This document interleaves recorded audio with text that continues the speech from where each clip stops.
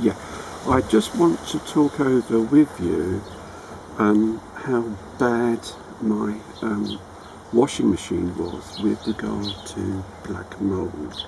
Now, the mould was all around here.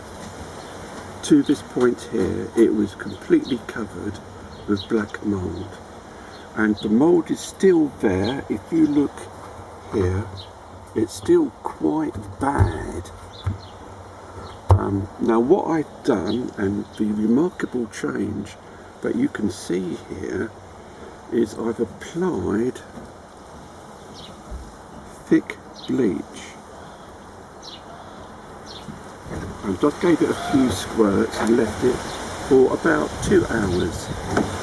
And what I can tell you is that this is the cheapest product in the supermarket, but it has the most tremendous result. Seeing is believing. Now what I'm going to do is to apply some more all around the rim, at the top as well, because this black mould gets everywhere.